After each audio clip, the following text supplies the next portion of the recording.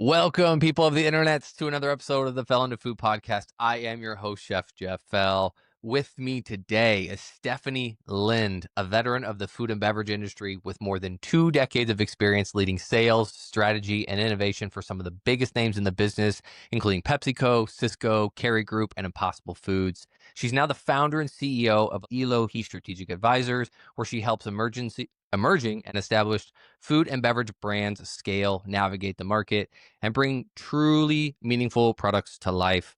She's built her career at the intersection of taste, strategy, and purpose, working with companies that are all pushing the industry towards better sustainability, better innovation, and better business. So, Stephanie, welcome onto the show. It's nice to be here. Yeah, I was really excited for this conversation after our initial, powwow that we had, and the bluntness that you bring to the table is fantastic. So let's just start. What was the aha moment? What was your fell into food that got you into this industry? I was 5. I was a Girl Scout. I had to sell cookies, and I loved it, and I was good at it. But that was back in the days where, like, you had to dial the phone, and your mom didn't put it on her Facebook or take it to the office, and my mom refused to take it to her office. She was in real estate, so she could have. I had to call every single person and sell them and then do the math of what they owed me. But every year she'd get to the point where she's like, "No more. You can't sell anymore," because she would have to drive me around to deliver it Hmm. and have the cash to make change. So if it wasn't, like, fairly local, I could put it in my swear to God, my little red flyer wagon and take it down the street, to deliver, then she had to schlep me around. So, I think that's when I learned how much I loved to sell. Probably was a wake-up call for my mom that I was a little competitive because there was one girl every year I really wanted to beat. I feel that's how it is in all Girl Scouts. Every time I've got some family members, extended family members, or on my wife's side, and they're always talking about who can sell the most cookies, and you're getting bombarded by different ones. Okay, but there's the girls who actually do the selling, and then there's the girls, especially now, that go set up in front of a Jewel at That's true. sorry, that's cheating. That's guilt tripping. I hate when they do that. I feel bad. Like Yeah. I want some Girl Scout cookies, and you have these cute little girls, and they're like, "Buy our I'll cookies," and buy you're like, one, I'll buy a Thin Mint, and then I tell them, "Find me on LinkedIn, here's my name, you sell to me, little girl." okay, so 5 years old, you're selling cookies. Yeah. Then, obviously, you go into teenage years. Like, when was it that you said, "Okay, I'm actually gonna make something out of this. I enjoy selling," and particularly in the food business, right? You could have sold there's 1,000 routes, car salesman, insurance, 100 things to do, You but had to so go to why car food? salesman first, really? Eh, is that a is that a message for me? No, absolutely not. In all seriousness, when I graduated from college, the between my freshman and sophomore year, I did an archaeological dig in Idaho, and I really wanted to be in anthropology. And my mom said over her dead body, "That's not a real job." She wasn't wrong, but I loved it. So then between junior and senior year, I worked on the Hill, so for a congressman, but on the House Select Committee on Hunger, which was for me a real eye opener about how we think about feeding the poor and the elderly and so forth. I mean, and I had to do this big report on our food system. Um, and ironically, I'd worked as a cashier in high school. So taking the WIC forms, and that was like literally you had to stop and like write everything down. And we barely had scanners at that point. But I really planned on going back to DC and doing something along those lines, working for a big nonprofit, and less about food, although it was about food. It was about how you feed people and take care of people. Um, but 1992 came along and I was graduating, and we were in the first Iraq war. We were in a huge recession.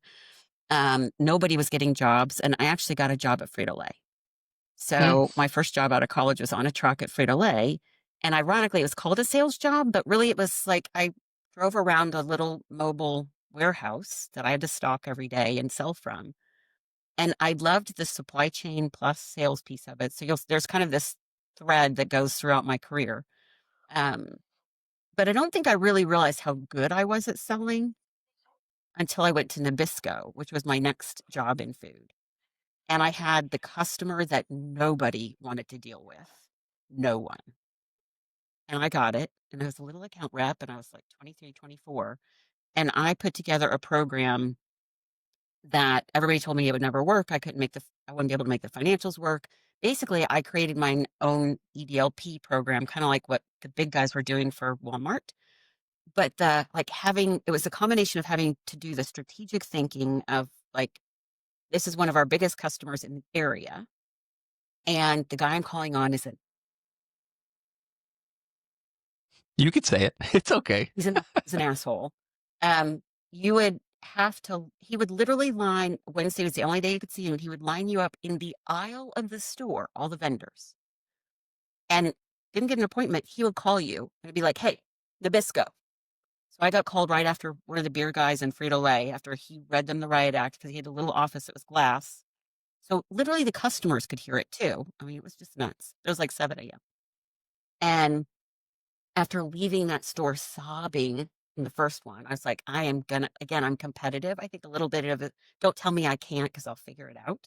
Hmm. But I spent months putting together a program and negotiating with him and gaining his respect, but also not backing down. Again, I was like 24 and, um, and I got it sold and it worked and the sales went up and our trade spend actually went down. And for me, it was a little bit of like, haha, I told you I could get it done to the people internally who were the ones who made me take the account because they didn't want it.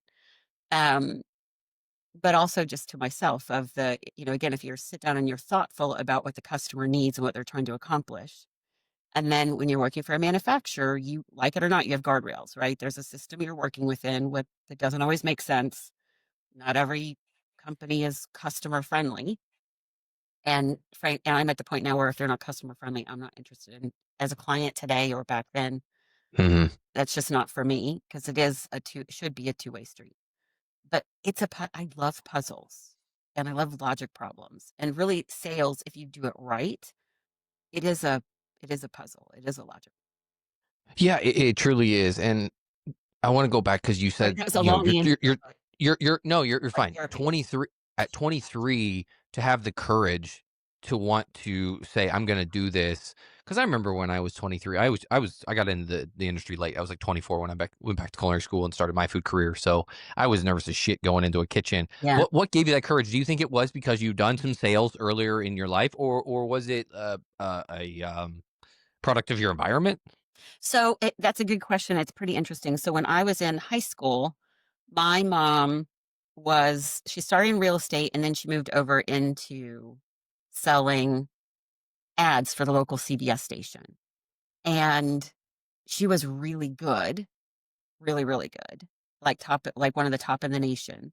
But I was 16, and while I wasn't a bad kid, I think she was just trying to, keep me on the straight and narrow. So when she had this territory that was southeastern Missouri, Tennessee, Kentucky, and southern Illinois. So it was the worst and most difficult territory in the country because you're talking about 4 or 5 different markets. Hmm. It was really complicated. It was a puzzle. And she would literally take me with her on 2 to 3 day road trips. So I'd be sitting in the car with her, helping her prepare for her meetings, be in the hotel room with her when she's practicing her presentation. And I can remember sitting in the car with her one day at 16, and she said, selling's really difficult. People underestimate how smart you have to be good at it, which I think was her way of saying like she knew I had that natural ability. And and she said, you're going to have to get 9 no's to get to the yes. And if you give up on the 8th no, shame on you because you've only got one more to go. Mm. And I don't know why, but that always stuck with me. And if you knew my mother, she was a force of nature, apple tree. And again, for her, she was very competitive. She was very she was much more mathematical than I am, but she loved a puzzle. And again, a little bit of it's nurture and nature. It was also at 24, I kept getting promoted really fast. And again, this was in 1992, 93, 94, where a lot of the men around me were not happy at how fast I was getting promoted. And I had men I literally, the guy who trained me at Frito-Lay the first day on the truck with him said, "You're going to get my job. You're going to get my promotion." Right? Wow. Did the same thing at Nabisco. Like, yeah, you're going to take somebody's job that's been doing this for 20 years. And I remember just thinking, why can't it just be that I'm good at it, but also Hmm. competitive? I'm gonna succeed, and I'm gonna do it on hard work. And I did. And I gained their respect. But sales is it's a hard job if you do it right and you do it with integrity, but it's really rewarding. I like it. Yeah, I was gonna say with the integrity part, most people will push sales, but it's not in a way that, like you said, just sheer integrity. It's I just need to make a sale. I'm gonna do whatever it takes, whatever snake oil I have to do, whatever And companies white incent lies that behavior, right? So again, they I can. also think get you get from people what you incent them to do. Yeah, and even if it's the honest truth, I think a lot of people respect the fact that you can be honest with them. I know in my days, purchasing world of dealing with vendors and manufacturers, and simply telling them no, thank you, or now is not the time, or I don't think your product's ready. I but then later in life or later down the road, it was a fit sometimes. Mhm. But I think we kept that relationship and it was a mutually respectful and we had that integrity towards each other that we knew it was business. It was no hard feelings. It was like, Right, this is business. This is what I have to do. And they understood and they were under that mindset of like, this is just another one of those no's. right. You're going to be my number 10 yes, even if it is down the road Well, and or that years had down the the road. bigger, the more complex, like the enterprise deals. Like at PepsiCo, when I moved into food service, because I was retail for the first 15 years, I was on the team whose job it was to basically go out and create noise for Coke on the deals we knew we were never going to get. And hopefully cost them as much money as possible because then they couldn't come after the ones that we really wanted, or that we had. And I remember there was a deal I worked on, and I really connected with the gal who was doing the deal for this chain because she was very high integrity, no bullshit as well. And she said to me when she called to give me the news, she said, "I want to give you this deal. I should give you this deal. But the other guy has come in with so much money, I can't say no." Hmm. And it was literally like, and that was crushing for me because I worked really hard on that deal. In retrospect, like that was a badge of honor. Like I should have gotten the deal and it wouldn't have mattered. I couldn't have done any more work to get it or not get it. I think the best thing I ever did was take that job in Fountain on biz dev at PepsiCo because I didn't just have Pepsi, I had Tropicana, Gatorade, Frito-Lay, and Quaker. And so then I had to learn 5 lines of business and 4 different P&Ls and 5 different marketing departments, and some used brokers and some did distributors, and Frito-Lay was direct and Pepsi had bottlers.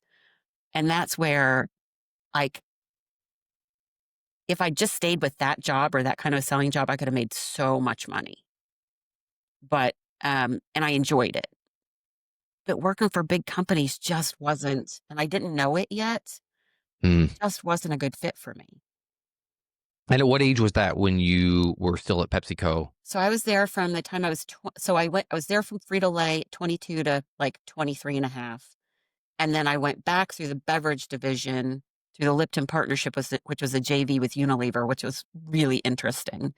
Um, when I was 29, and I stayed until I was 30, almost 39, and I got laid off. Okay. Okay, so you had the run of mill. I mean, you'd been around and you understood in depth, not just a quick pit stop. It was, I understand. And to your point, PepsiCo is massive with all the different divisions. And And I I dealt with loved it. working there. Like, to be honest, they were an amazing employer. But it was 2008 and I was in food service selling new business. And it was the 3,000 people I was laid off with were like, we were one of the first companies that had a really big layoff. And in Mm, retrospect, man, did they take care of us. Holy moly. And it worked out because my mom had cancer and was going to need a mastectomy, which I found out at about the same time. So I got paid to basically go take care of my mom. So no complaints. But I also had a weird run of jobs at PepsiCo too. I did not have a typical job ever at PepsiCo. I came in through the Lipton partnership, which was JV. So when I was hired, I literally got to choose, do you want to work for Unilever or PepsiCo? Because the JV said it had to be 50-50, and they were 50-50. So I got to choose. And then I went and did this non-carb team where all the things they were buying, and you had the Lipton partnership, and you had the Starbucks partnership, and all these things that weren't brown bubbly water that go into PET in our hot fill, which I loved. So I spent almost a year in Bentonville kind of teaching that national account team how to sell all the things that weren't Pepsi. And then I went and spent 3 years building out Sobe right after we acquired it, which Ah, I remember good old Sobe, the good old gecko. I loved working there. Because again, benefit of you had the benefit of working in a really innovative environment. Again, I'm a slow learner, but once I kind of looked back at how things went, it was a very innovative, break the rules. Like, again, I was in my early 30s and coming over from PepsiCo, everybody's in there. You wore a suit to NRA, you wore a suit to Yeah. Snacks, right? To Sobe, where you were just glad if they got out of their PJs, they were in flip flops, they brought their dogs to work before it was a cool thing. I remember we did the Howard Stern show, and nobody told Pepsi legal because we knew they'd say no. And at the time, I had a lot of reservations personally about Howard Stern, but I have never laughed so hard in my life. And it was a fit for the brand. So that was a kind of a wake up call that you don't have to look like the product you're selling, but you got to believe in it. And I did believe in Sobe, the brand, like that it was aspirational and I could sell the heck out of it, but I was not like what you would put up as the target market. But neither were any of my buyers. Yeah. So I'm sitting across Yeah. from some old fat white guy who smokes and drinks and like just hoping he can retire before he has a heart attack and talking to him about guarana and ginseng and all these things and I'd look at him and say like, me neither, dude, but that's what the customer wants. Yeah, it's about the customer. And you mentioned something about believing in the product to sell it. I Mhm. think that is one of the most underrated things because it doesn't feel like selling per se. If you truly believe in a product, if you truly believe it has a benefit for whatever reason, for whatever demographic that you're targeting, Mhm. it doesn't feel like selling. You're just telling them about something because you're trying to improve their operation, Right. people's lives. And that's what I've also found with that integrity and in sales that the ones that I listened to most, you could tell they were really passionate about the product in one way, shape, or form for some reason. It could have been a story about a family member, it touched them and they tried a product, but those seem to be the ones that truly I was more engaged with and listened with. Mhm. And even though we may have not made deals, I was like, I'm going to keep that person on speed dial because if something comes up, I feel like a connection to that person versus the typical salesperson. So that is what you just said.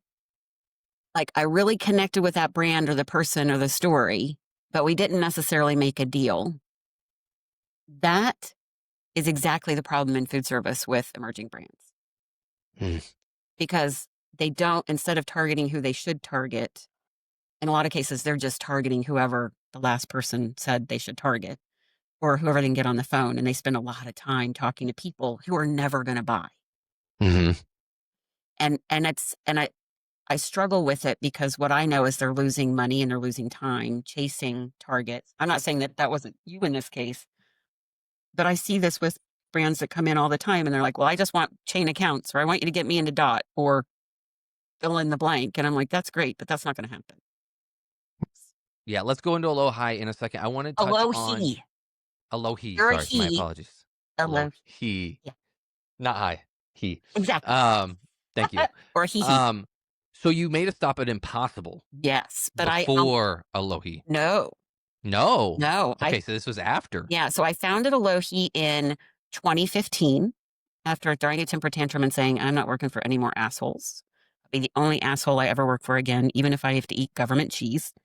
Um, and about 2.5 years in, they reached out to me based on a reference from someone else and told me what they were trying to do. And I was like, you guys are doing it wrong. I spent like 3 months saying, you guys are doing it wrong. Like your Mm, pricing is whack. You're like the way you're dividing up the industry is whack. Your forecasts are like, it was just, and it's that typical like kind of tech way of looking at food that it just doesn't like the math doesn't work. And they brought in consultants and employees who frankly didn't understand food service. So I spent about 3 months saying, you're doing it wrong. I can't help you if that's the way you're going to do it. And then another kind of 6 months saying, all right, well, you can pay me a lot of money for me to tell you you're doing it wrong if that makes you happy. And then all of a sudden they had a plant up and they're like, oh my God, what are we going to do? And I was like, well, you could do what I've been telling you to do for 9 months. And they're like, okay, we'll write that plan. So I did. It was what I've been telling them for the last 9 months. And then I went in actually as an employee of Impossible Foods as the head of global sales for the launch in 2018 that I've been putting together for the kind of year previous. And then, but I still owned Alohi. So the board had to ratify me using Alohi. I put together a program where I used some brokers, some independent contractors, some of my people, some of the people that we had hired at Impossible, and spent the next, kind of 12 months basically doing that launch and leading the team and building out the team. And then I woke up and went, oh God, I don't like working for other people. Like, Hmm. so, and the one thing I do know at this point, companies don't listen to you as an employee the way they will listen to somebody from the outside. They just don't. It's a Yeah. thing. Why do you think that is? I will agree with you on that. That there's something about you would think that like someone with the experience that knows what they're doing from the inside that they would have at least more of a 60-40 Yeah. than less. But No. but someone else from the outside comes in and they're just like, oh, this is amazing. Even though it may be, and maybe correct me if I'm wrong, at least in my experience, that it was the same thing I was saying. Yeah. And It you're like, happens all the time. I've been saying this. Why didn't you listen to what I said 6 months ago? But now you've paid some consultant umpteen bazillion dollars and you want to listen to them. Okay, so I'll tell you the flip side of that. I had somebody that got hired at a brand that I love and I actually have in my freezer. And when she got hired, she said, I want to bring you in so you can help me with some things. And the company fired her because they said, well, why do we need you if you're just going to bring in a consultant? Wow. And it's because one person can't do all the things ever in a food Right. service launch, ever. And they can't ever do it fast enough either. In that case, you had management who frankly thought they were always going to be the smartest guy in the room, even though they were churning through heads of sales. The flip side, which is what you're asking about, is I don't, I'm not sure what it is. I mean, as I will tell you, the difference for me is as an employee, I'm trying to show some respect. I've on that, you feel like you have more safety as an employee, which really you don't. All any employee No. has is a 2-week contract. And and so I think that in a lot of ways, and because we've all been convinced that if you don't have an employer, you can't have health care, like all these things that frankly you don't because you've never had to do it, right? I'd always worked for other people, but my mom built her own business. So I was able to kind of see the flip side. But it's a lot of employees are risk averse, right? I changed my behavior as an employee at Impossible because that was the expectation of employees. You, whether you like it or not, you mold to some extent, or you get to the point where you don't mold, like me, and you or they go, well, this isn't working. Yeah. So Wow. it's the competing priorities. So the other piece is, in a lot of cases, the human inclination to listen to people you trust. I find that in a lot of cases, CEOs don't necessarily trust the right people, and they have a bit of a disdain for salespeople. So that gets wound into it a bit because most of them have never actually had to sell anything. And if you look at boards, it's the same thing. There are no salespeople on the board. They love having marketing people. Great. Put out another campaign. Who's going to close the deal? Oh, that's really Mhm. the person. Mhm. But I don't not sure exactly what it is, but I'm not afraid to just flat out tell people you're doing it wrong and I can't help you. Like I can fire a client. Yes, I could have fired my employer, but again, I just think we've been trained to think that that's not the case.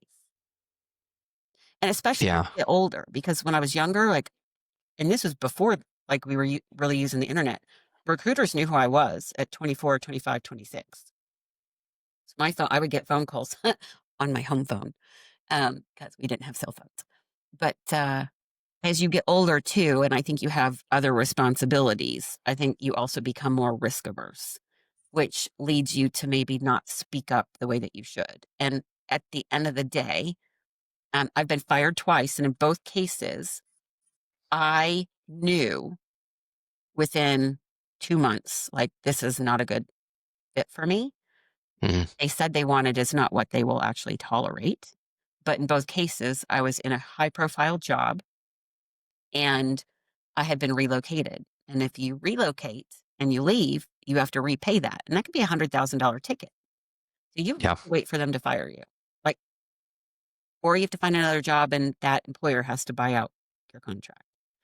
So it's you get incented, especially as you go up the ladder as well, which most consultants are coming in to help at a more senior level. You're not incented to be a truth teller at all because the Yeah. politics at that level are stupid. They're just as bad as real politics. The Yeah. politics in food are just as Yes. bad in any, it doesn't matter what There's a branch of different the podcast. food We can industry. talk about that ad nauseam. But yes. Oh, oh, for sure. I, just what you're saying is resonating so much with what I've gone through as well, and the same thing. And I'm gonna put a pin in it, and I think I'm gonna put it somewhere. Is that as an employee, you're always on a 2-week You contract are. because it's the truth. In a moment, they could pull the trigger, Mhm, and you're gone, mhm. and everything is turned upside down. That's right. It's what happened to me. But there And is they don't such a have to give you severance, right? And you no, might get no, unemployment, but dear God. right.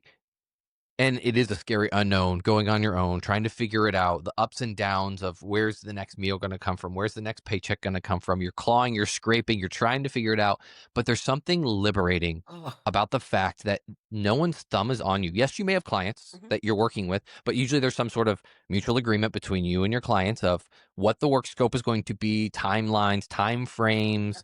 That's what I've set up as well.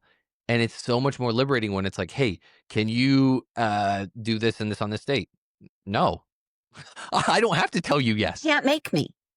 and you can't make me. I mean, you could technically fire me as a as from your client, but is it really worth it at the end of the day if I'm providing value to you and your company?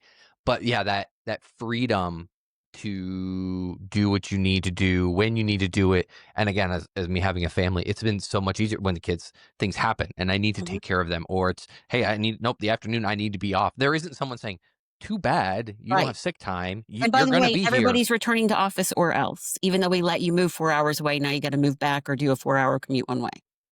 Yes. Yes. Insane. Insane. Mhm. Okay, so real quick, back to Impossible, because the plant sector, I've talked to people in and out of that, and it's a fascinating sector and where especially where it's at today and how it's kind of, it went on this correct me if I'm wrong, because you were in it. It went on this huge boom, right? This huge spike. People I don't think knew what they didn't know what they didn't know. Oh my god, And they're it's like, crazy. this is a great thing, especially when Impossible got its deal with Burger King that just exploded the brand. Mhm. And so you had this huge explosion in plant based. And then it was what, 2020, 2021, around that. It felt like there was this dip in which people were like, wait, this really isn't the healthy alternative, the clean alternative. And I feel like there was this cleanup phase Mhm. at some point where brands had to start changing their formulas because people were realizing that the amount of ingredients and again, not just Impossible, but all plant-based sector, it felt like it was very chemically, scientifically engineered. Like you said, it's scientists that came in and said, hey, we can create a food product, Yeah. but don't really know anything about food or have worked in food. They're just like, hey,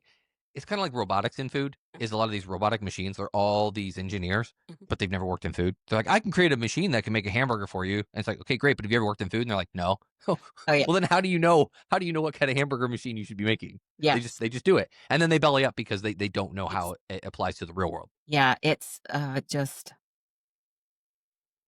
it literally just like, I don't know if the audience could hear my eyes roll back in my head. They did a 360.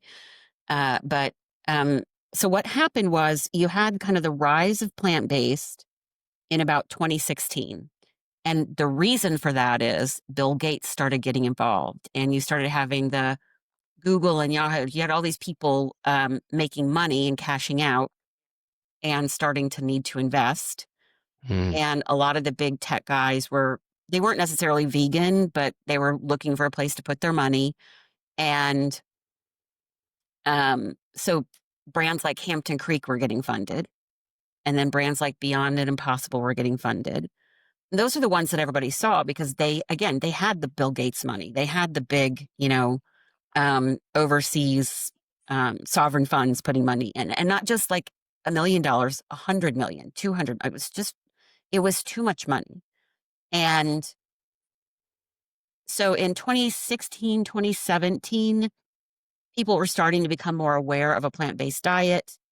There was a lot of movement. And again, I'm not vegan and I will never be vegan for a lot of reasons, although I've become much closer to that.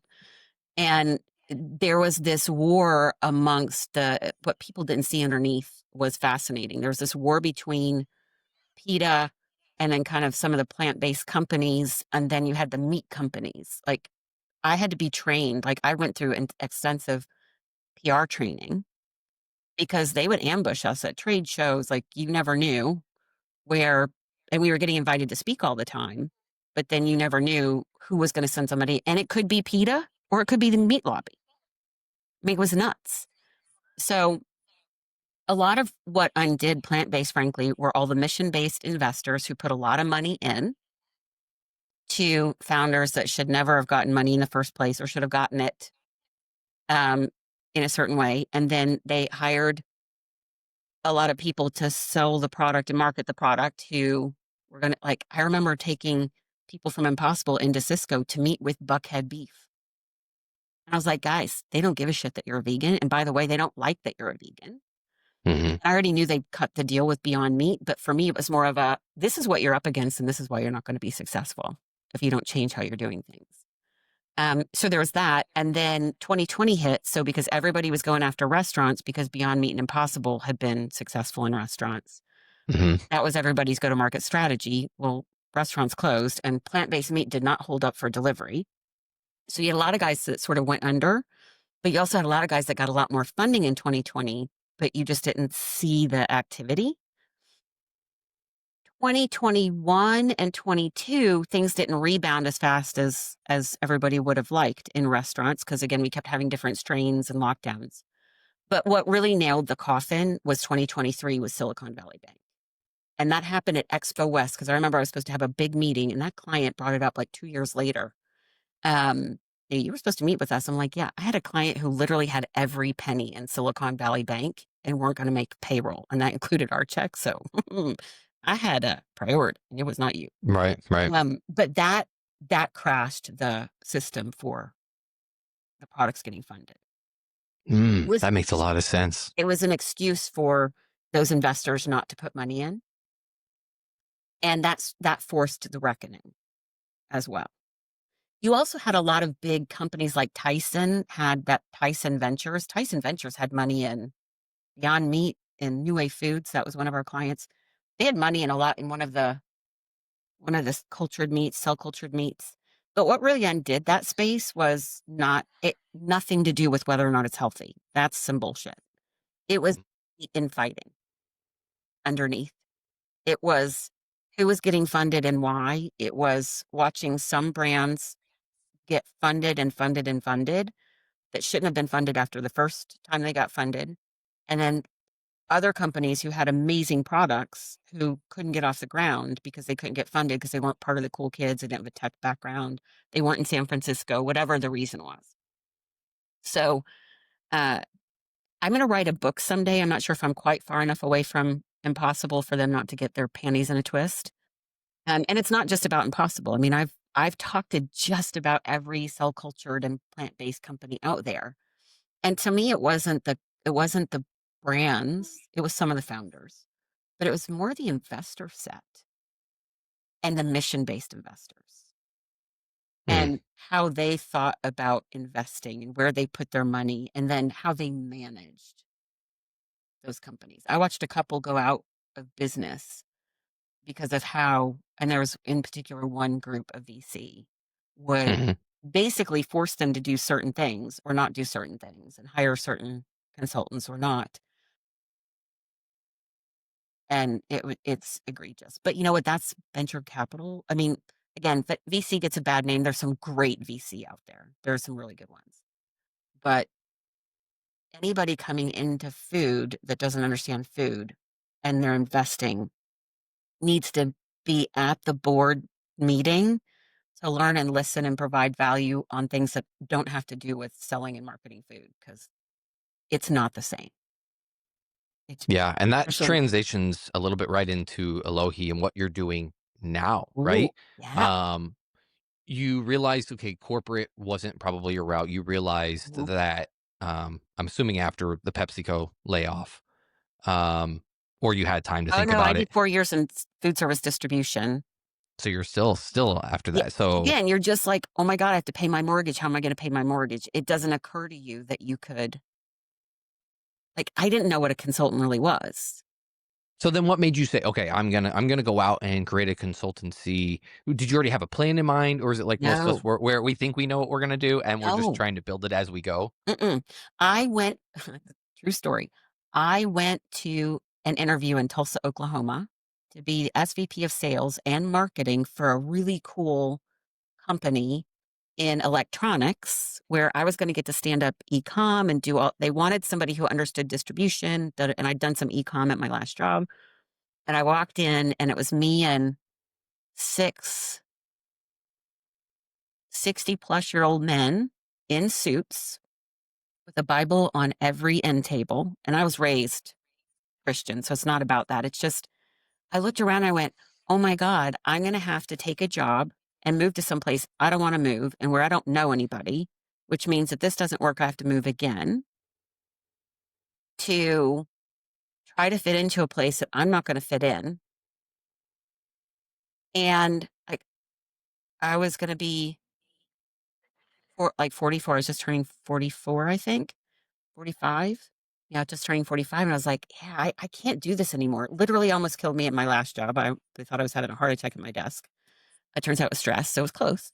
Um, but I literally called my now ex-husband and said, I can't do this anymore.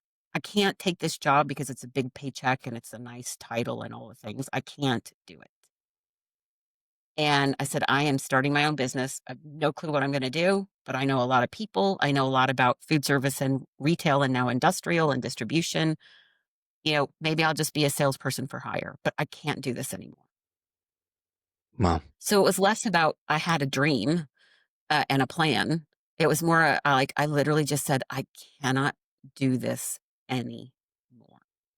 I cashed out my PepsiCo pension and said, "When this runs out, if I haven't been able to figure it out, then I'll go get a job. But please God, don't make me have to get a job." And I literally was down to $300 in the like $300 left to my name, and I got my first check. wow, And that guy wound up being cuckoo for Cocoa Puffs, but it was a great learning, and it was kind of put me on my way. wow. So what were the first few years like? How long was it going through that journey till you kind of got down to that breaking bubble, and then it kind of then turned around? 2015 was a year of just scraping by and figuring out and networking and going to I went to Expo West for the first time. I went to some trade shows, just trying to craft what my message was going to be. I did recruiting for like 3 months on commission, which I could have been really good at, but again, I couldn't um, wait for those checks to come in. So I got that check. And then in 2016, I started getting enough clients in that I was like, oh, I need to bring people in. So then I brought in some contractors, but I had a few where, they were between jobs and I get them some work and they'd be like, oh, hey, look, I got another job. I got to go. And I was like, "Oh, well, that's a problem." So by 20 and late in 2016 is when I got my first really big proper customer. In the meantime, in 2016, I had a supply chain project for a really big coffee company where I was helping them through their distribution RFP. They were getting like 12 deliveries a week in all these little coffee stores. It was nuts. Wow, And had a couple 100,000 square feet warehouse just full of stuff. Like it was just, and a friend of mine had gone in to lead global supply chain. So that paid the bills while I built the other stuff. Um, but late 2016 is when I got my first proper client. And then a little bit, a couple of months later is when Impossible showed up. But in the meantime, I was getting more sophisticated clients, or at least clients who could pay, a retainer. But at that time, then I was also realizing that we could go sell. We're really good at getting people in, but they weren't ready, right? Or they weren't as ready as it said they were. So that's also when I started a boot camp. And I said, you're going to pay me for 3 months, 5,000 a month for 3 months, and I'm going to put you through a 12-week boot camp. And I'm not selling shit for you until you make it to the other side. Wow. You can do it in 6 weeks if you can do it in 6 weeks, but most people couldn't do it in 16 weeks. And for me, what that was it gave me a breather that I wasn't trying to go sell something where then find out this is a true story. Oh my God. I sold a Sodexo program for a client who had amazing desserts and literally came back with a negotiated ready to go. She's like, yeah, I don't want to make that product.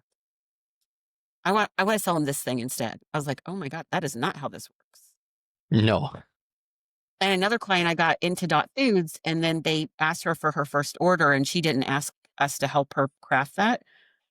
They called and they were like, this is her first order, and she wants to send us a full truckload. And I was like, oh, I guess I better go back and educate her on that is not how this works. Yeah. So it wasn't until, and a little bit when I look back over it, kind of every year I have that one really big client. And then I have some smaller consulting gigs and things that funnel through, but I'm not doing business that way anymore because the channel, the industry has changed so much. And frankly, I'm tired of taking on clients who want to be in food service. They want to grow in food service, but they don't have the patience to do the work for it to actually be a profitable venture. Yeah. They want Most you of to them. just go sell, sell, sell. And I'm like, good, hire somebody and good luck with that. Yeah. I've seen that. With what I'm doing, some of the consultancy now is these brands, they think that they're going to come in. They're mostly outside US coming into US, Mhm. and they think they know distribution. And it's like, It's not. Yep. Europe is not the USA. It is No. completely different. Yep. And they think after that first month or two, they're like, where were all the sales? Yeah. Whoa. We have to build relationships. We have to get things out. We You're have not to getting a build distributor PO for at least the first 6 months, period. End of yeah. story. And that's if you are buttoned up and what you have is on fire and there's no incumbent in your way. Yeah. So I want to ask there's a couple things that hit me. First was you talked about in the beginning and networking and how things have changed. So maybe in the beginning, how was it getting clients? Was it just the reputation you had at the places you'd been at with connecting with clients? Was it just going out and doing the networking, going to the Expo Wests and talking to people to get those clients? How did that process work? And then fast forward as times have been changing, what does that look like now? I guess probably because you have a reputation, I'm Yeah. guessing, correct me if I'm wrong, Yeah. that more are coming to you than you're going out constantly prospecting. So, yes and no to the last part, but let's talk about when I start. When I Okay. started, it was again, I didn't know for that first year really what I was going to be doing. But going to Expo West was an eye opener. So going from booth to booth to booth and just chatting about food service and are you in it? What are you going to do with it? Um, but my first client actually had me come in and be director of sales for retail. He wanted to do food service, but I was like, you're in retail. You should probably fix that first. So it was kind of writing that strategy and saying, then this is how food service rides along. A lot of it was just working my network. Um, I was on LinkedIn before anybody knew what LinkedIn was. I've been using LinkedIn for years. Now it's a shit show and it makes me sad. Um, but I knew how to work LinkedIn. I also, because I'd spent 3 years at Cisco, I was able to sort of, get on the phone with some people at Cisco early on and just say, what are you guys doing for innovation? How are you working with smaller brands? Getting a feel for that. And and I was just kind of connecting people, which is just what I do naturally. Hmm. So all of my first clients all came as referrals, predominantly actually from other consultants. The consultants I didn't know until I sort of started getting out into the network. And then when I got about 2017 was when 2016, I think, is when I went to Dot Foods. Early in 2016, I went to Dot Foods and I met Rod Willis for the first time. And I didn't know then what I know now, which is that he was really just starting to build out the natural portfolio. So we were both sort of on the same path at the same time.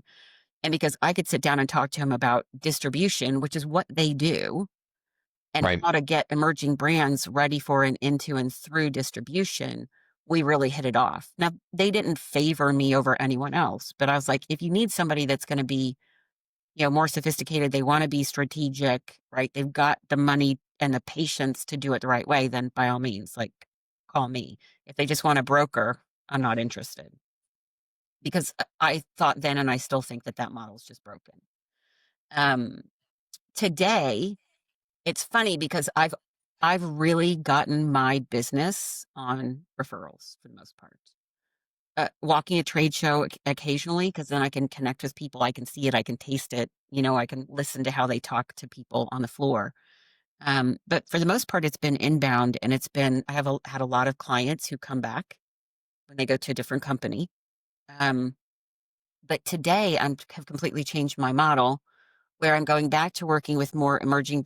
So I have this kind of bifurcation happening, and it's a little bit on purpose. Where I have companies with uh, sane executives who want to figure out how to build a food service business, and so they want to be strategic. Hmm. I will literally sit down and write a strategy for them on how to get into the channel. So those are more kind of big consulting advisory projects where it comes down to like, here's the budget, here's how many people you need and in what roles at what time, and I can help them find those people. Um, and then I have more of the kind of day to day emerging brands who are, for the most part, they're sort of in the channel, but they're not quite sure what to do next. And in a lot of cases, they've had another consultant, or maybe they had their own person, or they had a broker, but they weren't getting anywhere with it. And I'm unraveling things a bit.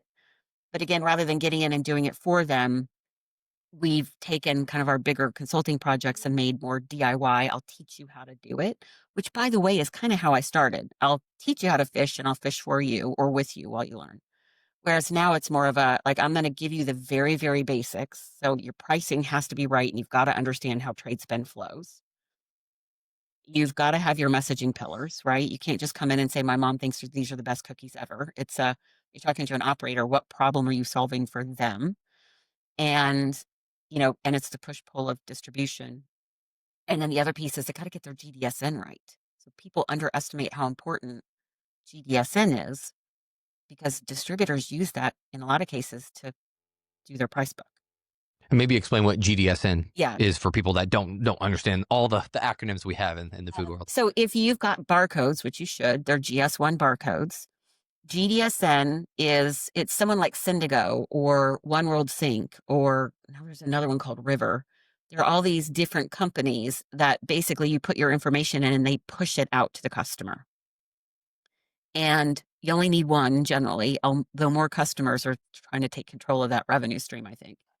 But that's where you go populate it for retail. You say this barcode equals this product, and this is how you read the lot code. And it was really created initially to give you a view to the supply chain, right? For food safety and all the things. In food service, they use that to populate the DSR, the distributor sales reps book, but also the operator's book. And there are fields that you do for food service that you don't do for retail that most people miss because nobody tells them that. And then they don't know how to do Mm. it or do it right. So those are three little projects that we do for people that can really push you along fast. Now, again, a lot of them are like, well, but I just want you to sell. I'm like, great, but I'm not selling if you don't have these things in place because we won't be successful. Yeah. So I guess the next question is for an emerging brand, they have an idea. I want to create a product. Like, where do they start? Right? There's different stages. There's different consultancies. Some say they'll take them from infancy, but half the time they don't know what the hell they're doing. And from what I've seen, but then there's others that are like, well, we need them to be established, like you said to that point. Like we need them to be at least somewhat far along that I can really push them, and we're not literally starting from the ground. So, what do you say to that emerging brand or person? It's like, I have an idea. I want to do something. Where do they start? So again, it depends on how much money they have and what they know about food. And are they planning on retail versus food service? Do they know? Do they have a good rationale for why? Because I would get a lot of people that said, well, I want you to just do for what you did for Impossible. It looks like food service is easier. And it's like, it's not easier, but it's stickier, but you got to do it right to start.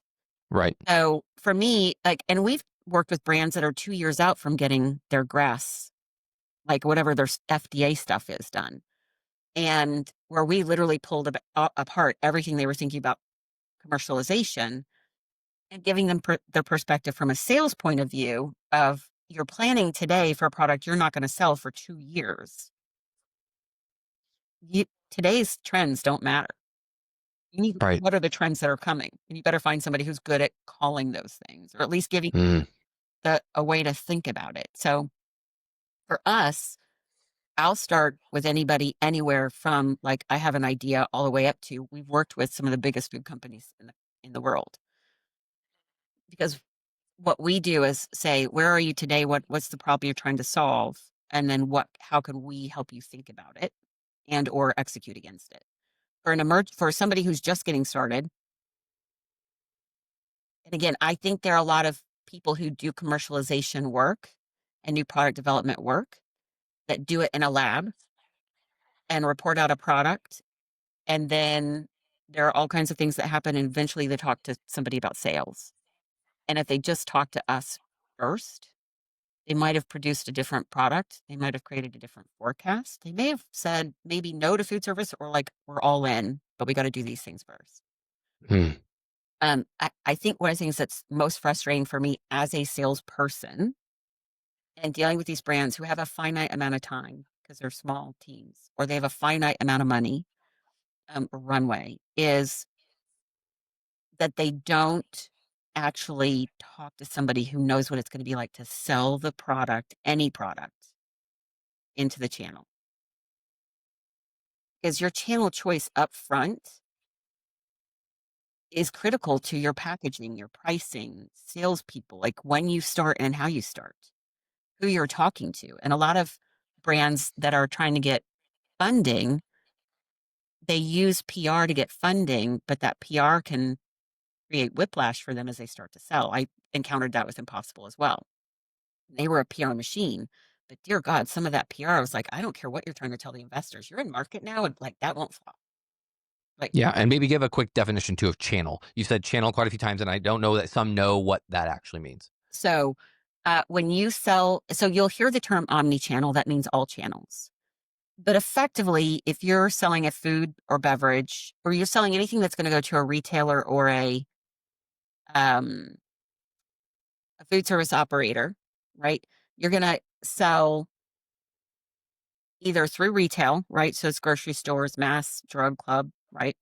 Where you're selling it to a box store who's selling it. You've got e-commerce where you're selling it through what is technically a virtual store. You've got direct to consumer, so it is what it sounds like. You've got food service, which is any place that's creating and selling, preparing food for you to eat basically away from home, although it's been blurring. Um, Companies like HEB and Wegmans and Mariano's have amazing food service. Mm. And Hy-Vee, by the way, is the OG of food service at retail. They don't get the credit. Their salad bars were an entire aisle long. Wow. They would pull out chairs and tables in the store for people to eat lunch at Hy-Vee at their salad bars. Crazy. That was one of the things I had to chase at PepsiCo for Fountain. Um, and I was blown away by their food service offerings. And then you've got what's called industrial. So industrial is where a lot of people might call it private label, but you're selling your product as an ingredient to someone, whether it's a co-man or to another manufacturer, for them to use it in production of their product, branded or not branded. So really, when I talk about channels, I talk about retail, food service, industrial. I don't think about D2C because we don't really do that. And that's a totally different sort of way of thinking. You can go from D2C to any of the others, but where we focus, and you might start in D2C and that's fine. But as soon as you're moving into channels, and they're all B2B if it's not D2C. So they're all Hmm. business to business, where you're selling to someone who's going to actually sell your product on your behalf to the consumer or end user. Right. Um, and a lot of brands don't think about that, right? So again, you've got to sell to that person who's the gatekeeper to you actually getting to the person who's going to use the product. And in food service, you're selling it to somebody who's going to use the product to then sell it to the consumer. And you will never know who that consumer is like you do in retail. Yeah. That's a different podcast because I could wax poetic about that. Yeah, I was gonna say we're coming up on time, and I want to be conscious of your time because I know you got crazy schedule. But just a couple things to wrap it up. Like, what consumer? You talked about trends and not thinking about today, right? You're launching a product in 2 years, not today. But but for today, what kind of consumer trends, macro trends, are you thinking that are just emerging? They're coming out, they're starting, and then I guess maybe a glimpse in the future. What's your quick forecast? We're at close to the end of the year. Everyone's got their prediction stuff. Like, what's on the horizon? Anyone who is not paying attention to all the different ways distribution and food service is being blown up. So that's a more tactical discussion. But the nature of how products get delivered to end users in food service is being disrupted in ways. I had a conversation yesterday that when you hear it at first, you're like, are you kidding me? But when you sit back, you're like, holy crap, that's a great idea. So I think the distribution world's going to be rocked. From a consumer standpoint, I believe so. GLP-1s are just going to continue more and more and more to impact how we eat, where we eat, what we eat, who we sell to. I'm watching this whole political thing with Maha with a jaded eye only because it's, I like some of the things that are coming out of it as somebody who spent time in the natural space, but that's going to upend so many companies for manufacturing. I think that's going to be good for emerging brands because I think they can move faster. Hmm. Those incumbents are going to fight hard, and you're already seeing the lobbyists like really push. So for me, that trend I think is going to play out over the next 2 to 5 years. Because again, I think people are going to wait and see like how much is this going to stick?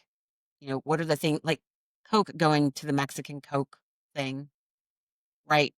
That was easy. They already had the formula. People love Right. that product here in the States. Easy peasy. Yeah. Made it like, oh, look what we're doing. But really, so what? Um, you're seeing the red dyes come out of things, right? That the ripple effects in supply chain. And by the way, the number of recruiters calling me right now, desperately looking for people in supply chain for manufacturers, is off the hook. Mm. And it's because, again, there's a lot of robotics coming. So I think the consumer trends in a lot of cases there's not going to be a big change. It's going to be, again, how do I do more with my dollar because people don't have the disposable income, but they're also not willing to give up eating well or even eating out. Um, but the GLP one, I think, is still a dark horse because there's so many other ways that it's going to impact if you look at the the history. And then a little bit, I think the next 2 years are just going to be hard to pinpoint what's going to happen because there's so many unknowns. Political environment that impact the regulatory environment. And even if there are big swings, I think everybody's also going, yeah, but it could just swing all the way back at the midterms or at the next presidential election. So how much change do you make to your formulations, to your Right. manufacturing, etc.? But I think supply chain is the place to be right now. Like if you want to make hay as a young person for a career, that's where There you go, people. yeah. Get in supply chain. It's a very underestimated section. I Yes. don't think a lot of people don't even realize that supply chain Oh management is yeah. a thing, and it's And it's such. huge. Yeah, absolutely.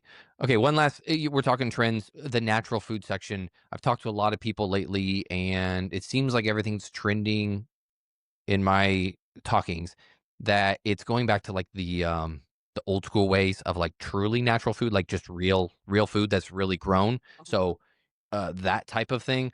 Do you still see brands, the fake products Mhm. still continuing? 'Cause I'm pretty sure like Beyond, I think their stocks have tanked and they're like things aren't good. Again, you see it from a different perspective. Yeah, so I would tell you, Beyond's worst move ever was going public because they didn't have a chance to grow without it being in public.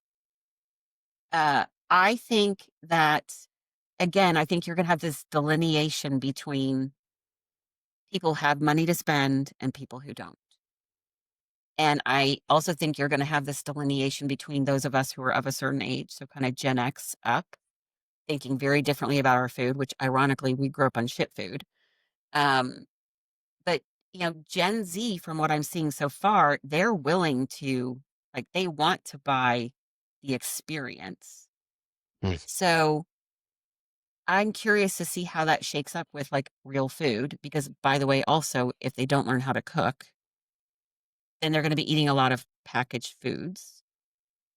Um, there's no labor for restaurants. And to go back to real foods means in a lot of cases you're cooking, you've got people in the kitchen. You know, right now, I would say the next 2 years for me are figure out who you are and where you can sell and what product you're selling. And there's lots of places to go with the product. Um,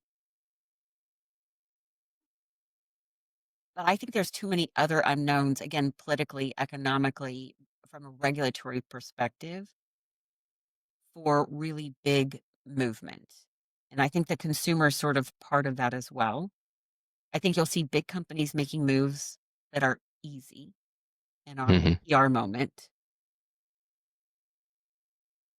I don't I'm waiting to see better innovation out of the smaller guys, and I think the funding environment, the fact that they can't get funding because everybody's been taught get funding, like bootstrapping is, you know, for a long time was, for the little people. But now they're having to bootstrap, and that's hard. But that's where a lot of the innovation is going to come from. So a little bit, I'll be curious to see how that shakes out. Awesome. I love it. I love your insight. You've peeled back a lot of layers to the onions today. And I know we could easily have a part two, part three You in know where to different find them. sectors. Exactly. We can go supply chain. We could go, Oh yeah, oh my God, like just management and, yeah. lessons learned in that space, the corporate world. There's just I so want to many talk things we about could dig. strategy and how many people Strategy. don't know what a strategy is. They don't. We should. We could definitely get something on the schedule. I would love to talk Yeah. strategy and be able to let people know again how this all works, what they can do to be successful. Ultimately, I feel if you're a person and you're willing to help other people, like karma, I believe in it. It's going to come back on you if you do the right thing. The right things happen to you for the right Also, reason. I'm not doing it for free. Exactly. Where do people go if they want to learn more about you, Alohi, contact you, all that kind of Yep. stuff? So you can find me on LinkedIn. That's the best place to find me. Or you can go to our website, Elohi.us. Perfect. Awesome. This was a fantastic conversation, Stephanie. Thank you again so Thank much. you. And for everyone listening, be on the lookout. Part two, part three, they will be coming. I will guarantee you. So Awesome. thanks again. And everyone, until next time, we'll catch you on the sunny side.